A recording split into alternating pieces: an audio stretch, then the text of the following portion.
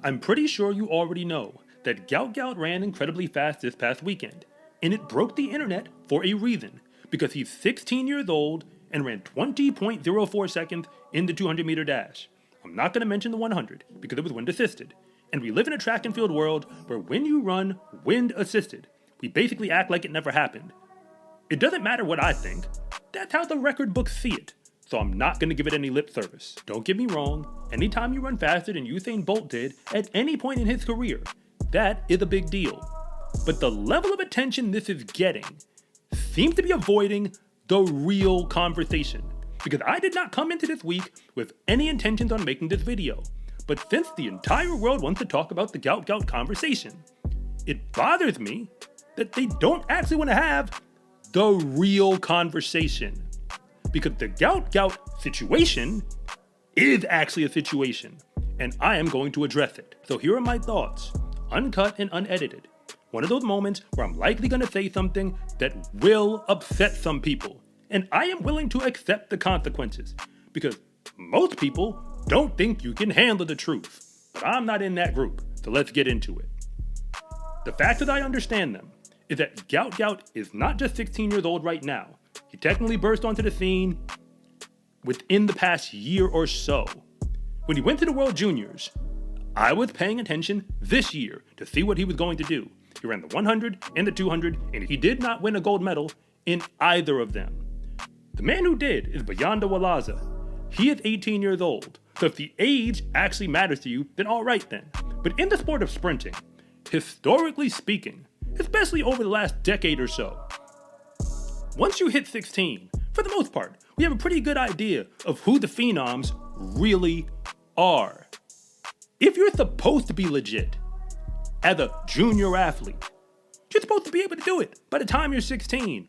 You can go to World Juniors, which is technically for under 20, but when you're there at 16, you're supposed to win if you're going to be at that next level. That was then and this is now. What Gout Gout has done from that moment till what we're talking about is an accomplishment. But the conversation nobody wants to have is, why is this breaking the internet the way that it is? Yes, I get it. The whole next Usain Bolt discussion is part of what people are here for. People have been always looking for the next Usain Bolt. But let's go through the facts. Once again, the way that I understand them. When we talk about the next Usain Bolt, they're the real reason why people want that to happen. It has absolutely nothing to do with just how fast you are. I mean, yeah, okay, that might be a small part of it, but that's not the real conversation. The real issue is that track and field as a sport, and Anderson Emerald of the final leg have already addressed it on this topic. The sport is in a very unique place. In one end, the sport generally lacks professional infrastructure, and Gout Gout just became a pro, signing with Adidas. So when you lack that infrastructure in a healthy way, it's really hard to sell the product, which is why Grand Slam track is about to come out, and there's a whole lot of discussion about how we can lift the sport of track and field, but let's just talk about sprinting for the moment, to a new level. But Usain Bolt trumped all of that, because the only way track and field works as a professional sport is when it becomes relevant to people who are not just track and field fans. The casual fan actually cared when Usain Bolt was on the track. He made the sport relevant. Relevant to a point where as long as he was on the track, you were able to draw eyes to what was happening there. That's worldwide. Usain Bolt was seen that way. So when we look for the next Usain Bolt, we're not just looking for another fast kid. People are looking for the next meal ticket. Yes, I said it. Because the thing is, everybody was eating when Usain Bolt got to the starting line, specifically with the title of the world's fastest man in history. The sponsors were eating off of it. The meat promoters were eating off of it. Whoever was behind the television production, of course, the International Olympic Committees, everybody benefited. Content creation wasn't even where it is now at that time. And this is before social media exploded to what it is now. So there's more ways for people to profit off of your talent today than there ever was. But if you're new here, I want to say thank you for even making it this far into the video. And I'm Coach Rob, the founder of SCArecruiting.com, where I rank the best track and field recruits across the entire nation. And if anything that I say actually connects with you, it is always greatly appreciated if you would please like and subscribe. But if I don't, just let me know in the comment section, because I try to read them all. To be real, people are looking for the next lightning strike, even if it doesn't come with the last name Bolt attached. Because once they find it, we don't have to deal with the infrastructure problem. We can just ride the wave of whoever that athlete is. Will Gout Gout be that guy? I'm not entirely sure. He could be, but let's also look at this side of the facts. At 16, his 20.04 seconds, remember, I'm throwing the 100 out for the moment.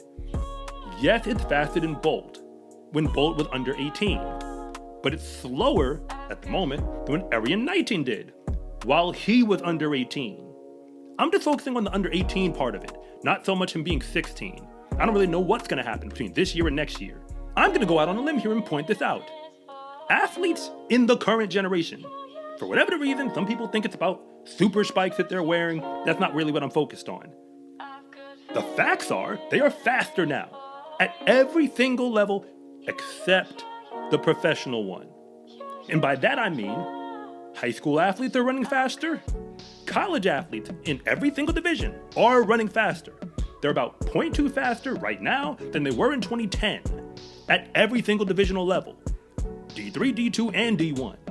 And in the 200, they're about 0.4 faster on average than what they were, once again, in 2010. That's the early part of the Usain Bolt era. But the pros are not faster. They're not running times that the pros back then were not running. They might be running faster on average across the board, and we saw that in the past Olympics, but they're not actually faster. And of course, Usain Bolt is the real reason why, because the times he put on the board are so far out of the realm of what anybody's able to touch. We haven't seen 19.2 anything in the 200, and as far as the 100 is concerned, since Bolt retired, nobody has ever gone faster than 9.76. We're talking about a world record that is 9.58 seconds. As far as I'm concerned, we need to just get that out of our minds, because nobody runs that fast. We better be happy if anyone can come back with 9.6 anything, and I don't see it. To put Gout Gout's present level of speed into perspective, he might be the fastest thing we've seen from Australia, but if you put him on the board with all the athletes under 18 in history that we have recorded in the 200, he is now second to Arian 19, and everybody in that top 10 broke 20.5. Obviously, the only names on that top 10 list that you might recognize are Terrence Jones of the Bahamas, Abdul Hakim Sani Brown, who runs for Japan, and of course, Usain Bolt and Arian 19. And those names are spread out from 10 all the way into the top 3. That means there are many fast young men who don't necessarily go on to run that much faster. I fully expect that Gout Gout will continue to improve, and now that he's turning professional, he's going to be held to a very different standard. He's probably going to dominate in his immediate area. I'm talking Australia and internationally anything in Oceania. But once you leave that and go to the world stage, which is now what he has to put up numbers for, he ain't just a junior, we're going to hold him to a very high standard. But at the end of the day, people want him to be the next Usain Bolt, not just because they want him to break the world records. It's because if he has success and become the lightning rod that Usain Bolt himself was, everybody gets to eat off of it. Even if we have to bend the truth a little. In pro sprinting right now, Noah Lyles is the guy. And if you don't agree with me, then fine. Maybe you're voting on Letsile Teboho. Regardless, Teboho already made it clear he doesn't even want to be the face of sprinting. And as far as Noah is concerned, he does want that title. And when he gives us a good soundbite, he can push beyond the sport to some degree. And maybe Mr. Beast and iShowSpeed are helping him do that. But fundamentally, he is not Usain Bolt. He's not Usain Bolt on the clock, and he's not Usain Bolt on the popularity scale.